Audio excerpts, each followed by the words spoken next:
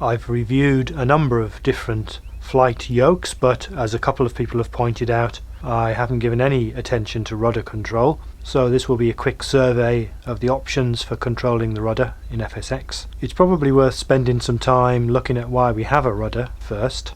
The rudder yaws the aircraft to the left or right, which means it simply causes it to rotate around an imaginary axis passing vertically through it. Although this is essentially the same as a ship's rudder, we don't use the rudder to make the aircraft turn.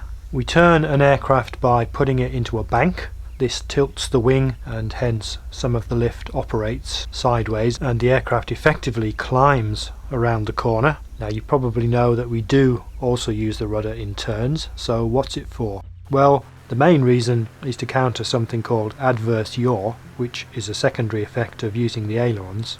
Ailerons are what we use to bank the aircraft, and the trouble is they aren't symmetrical.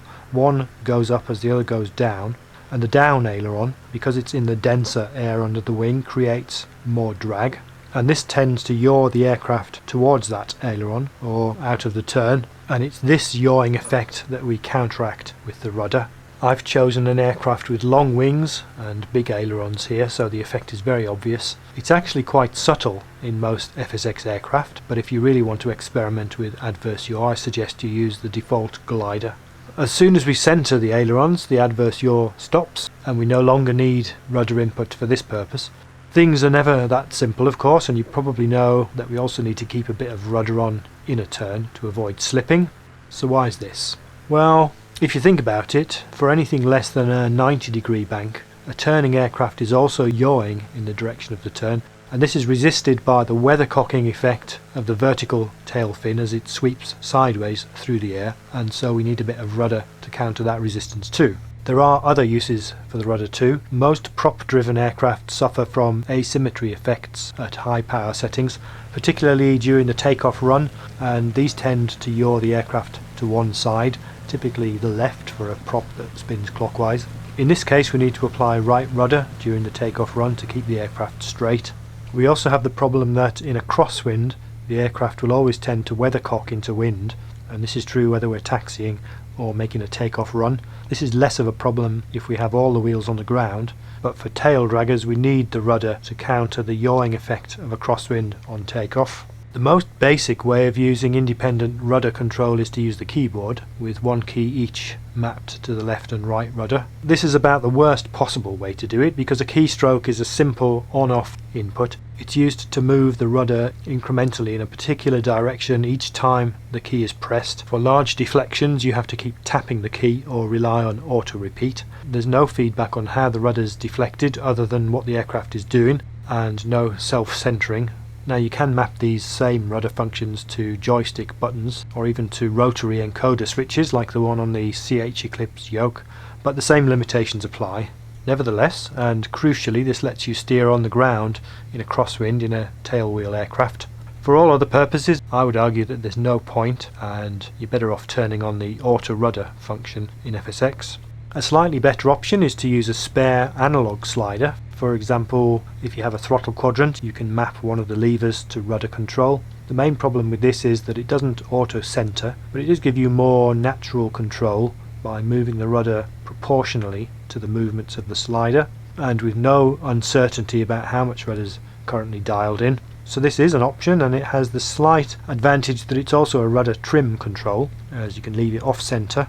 You might use this, for example, to counter torque effects in a long climb, or to trim out asymmetry in a twin if you lose an engine. Having said that, if you fly into this degree of realism, you probably won't want to use such a crazy way of controlling the rudder. A better variation on this theme is to use a second joystick and map the aileron axis to rudder control with the elevator axis left unmapped.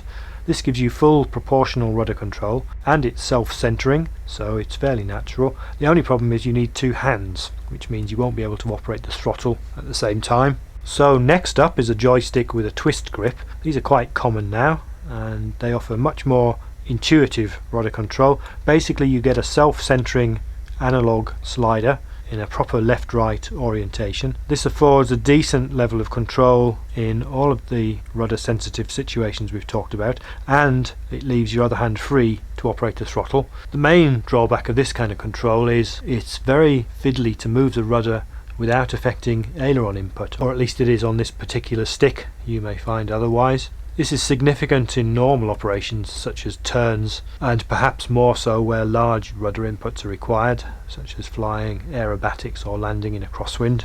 The CH Eclipse yoke has an interesting rudder axis, unique in my experience, which is operated by these two paddles on the yoke handle. This is clearly intended to be used with both hands, which again is a problem because you'll usually need one hand on the throttle, particularly on takeoff and landing, but it is a proper analog axis and it does self-center. It's also very effectively isolated from the aileron and elevator controls, which was the problem we encountered with a twist grip joystick. And fortunately these paddles are actually two ends of a single piece, so if you can figure out some way to operate it with one thumb, you get a pretty effective rudder control.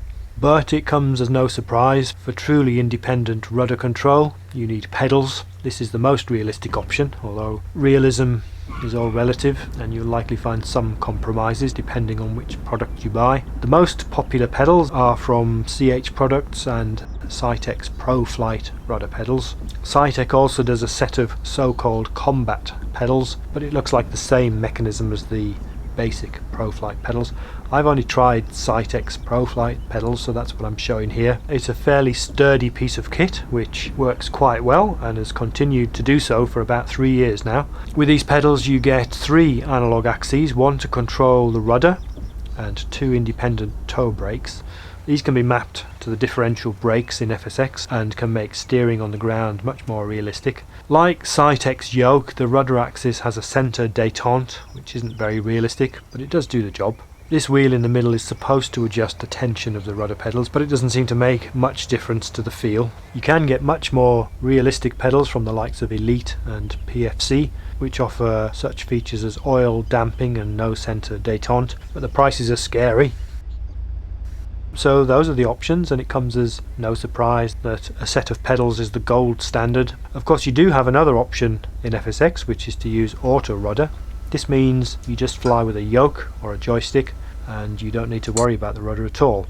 This works well enough, but you still need some way of steering on the ground because auto rudder doesn't help with crosswinds. Ground steering aside, auto rudder is somewhat realistic, as many modern aircraft have differential aileron movements or other devices designed to minimise adverse yaw. You might notice the Maul, for example, has a little trim tab on the rudder that operates with the ailerons. But there are some situations where independent rudder is a necessity, or at least a genuine benefit.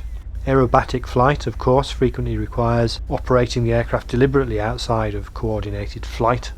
Side slipping to lose height or to improve the forward view can be essential in a vintage aircraft with a big radial engine and no flaps. And flying a crosswind approach without crabbing is also only possible with a controlled side slip. So FSX provides opportunities to fly with and without independent rudder control, but without it you lose some of the subtleties that make flying such a challenge. A set of rudder pedals adds a lot to the experience, and I'd say it's money well spent, but as we've seen there are also lower budget options available.